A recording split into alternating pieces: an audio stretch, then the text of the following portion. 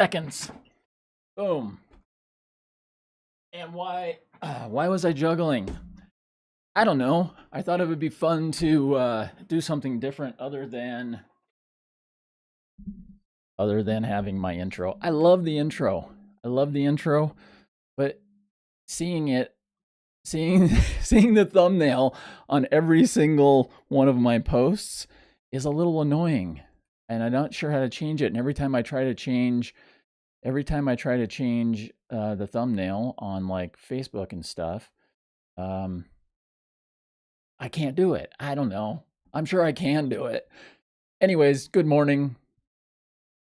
Dobre jutra. Dobre ranok. Buenos dias. All of that. Today, I wanted to do a quick video on hope. And the reason I wanted to do this on hope is recently I've had some experiences, and some good, some not so good, where I've seen hope lost and hope gained and all of that. So I thought this would be perfect following up on what we talked about yesterday, or what I talked about yesterday. I would love to have everybody on here just to talk about this, right? All these fun things. So following up on Wilma Rudolph from yesterday and the things that she achieved in her life, and just the amazing obstacles that she had to overcome required an immense amount of hope, right?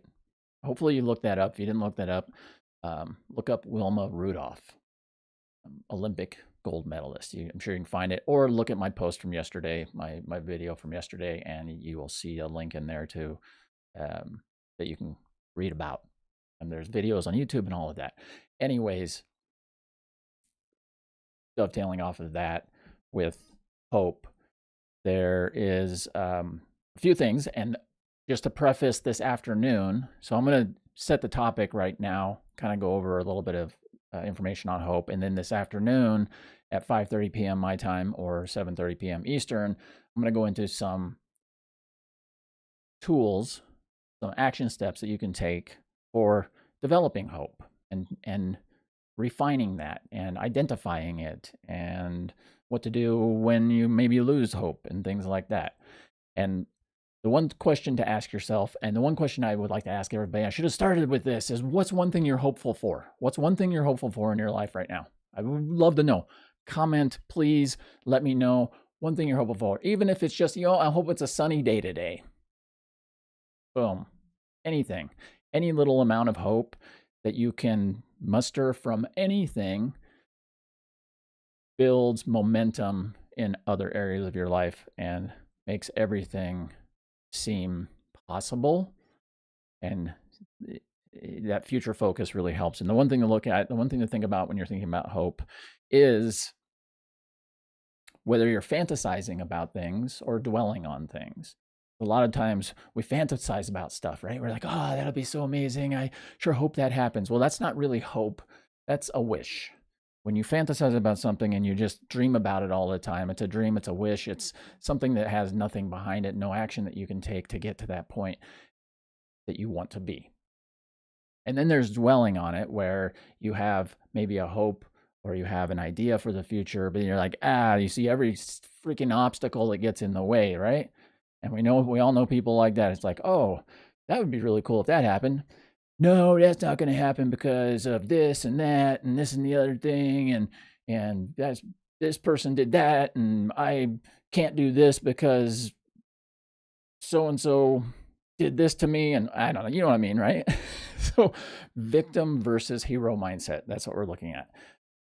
So not always easy. I'm not saying it's easy. Never is. Well, I'm not going to say never, because never and always are two words that I try not to use. A lot of times it's not easy. But if it were easy, as the saying goes, everybody would do it. So think about that. The combination, hope comes together really, really well when you can combine and mix fantasizing about what you want in the future and the dwelling on what the obstacles will be on the way. When you can put those two together, you have what's called reality, right?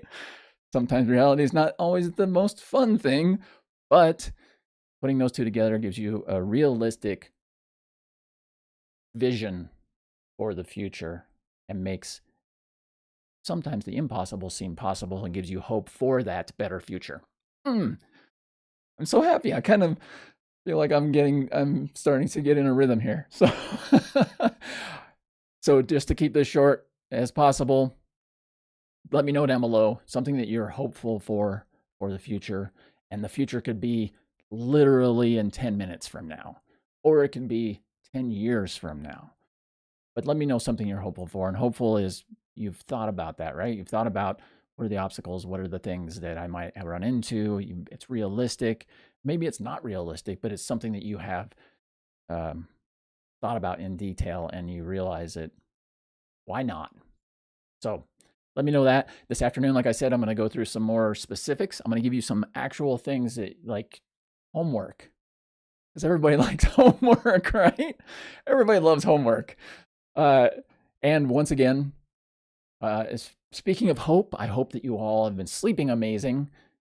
I have a link in somewhere in here, I think, hopefully somewhere, depending on where you're at. If you're interested in signing up for my free sleep class starting next week, throwing that in there. I'm going to put that in at the end of every one of these because why not?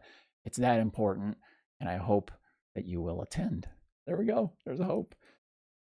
I can't really do a lot about that except for share it. So with that said, I will see you in, I'm going to be on the road too. So this is going to be really interesting. I don't know. I might have to try to do this from my phone at 5:30 or 7:30, 5:30 Mountain Time, 7:30 p.m. Eastern Time. I'll figure it out because that's what I do. Figure things out and make them happen more often than not. So have an amazing day because it's better than the alternative.